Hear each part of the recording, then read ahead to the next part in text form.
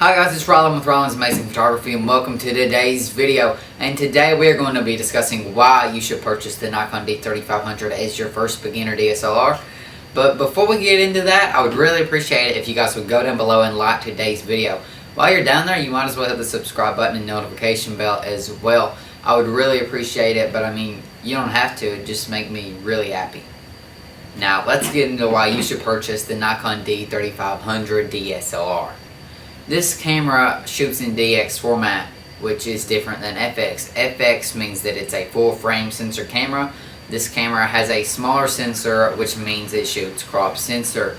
This camera also has 24.2 megapixels, which is a pretty good range for a beginner DSLR.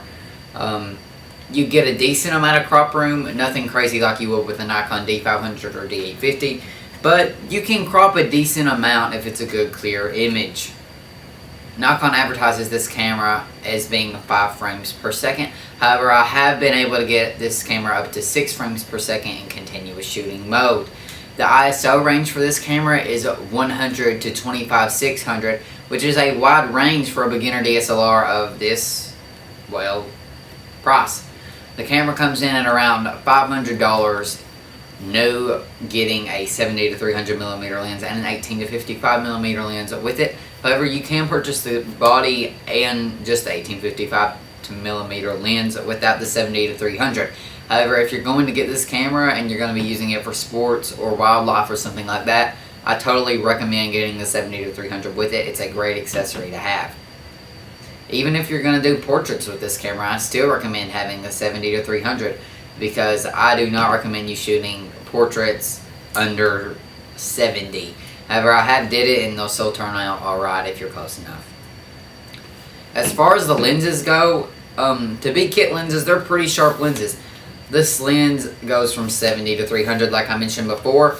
It is a AF-P Nikkor lens. It's not an AF-S, which is something that you definitely want to keep in mind.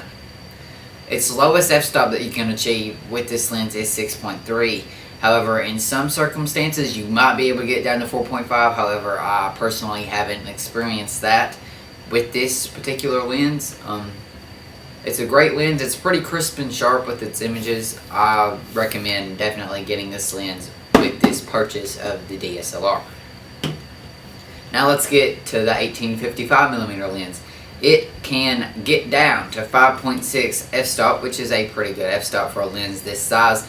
It's a good lens for landscapes. It's a really wide angle lens with 18 millimeters. That's pretty impressive for a kit lens at least. It is also an AF-P Nikkor lens, which is something that you want to keep in mind. It's not an AF-S. As far as the camera setup goes, it's really great. It has all of the buttons on one side, which is different from the Nikon D3400, which still has some buttons on the left side of the LCD screen. However, all buttons that you ever need to press are on the right side, besides the flash button, and it's to the left of your viewfinder, which isn't really anything important.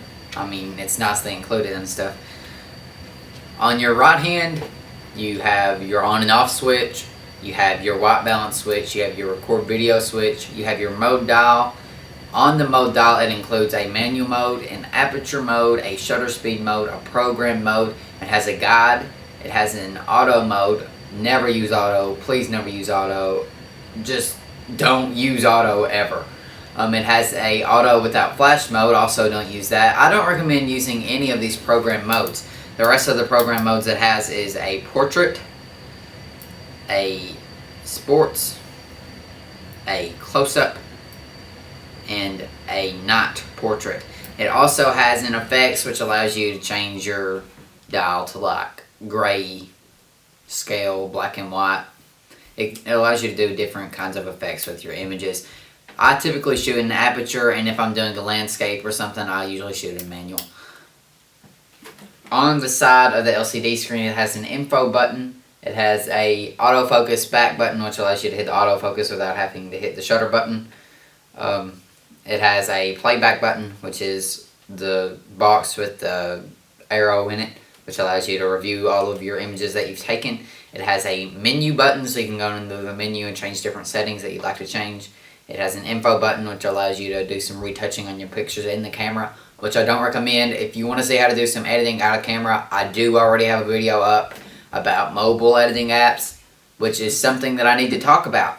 This camera is the first 3000th model that is compatible with SnapBridge. The D3400 isn't compatible, the D3300 isn't compatible. None of the other 3000s, are compatible with SnapBridge, which is a great Nikon tool. So that's about it for this video. All in all, I recommend purchasing Nikon D3500 for your beginner DSLR. I personally love it. It's my personal preference. There are some better cameras out there than the Nikon D3500. However, some of them might be more pricey.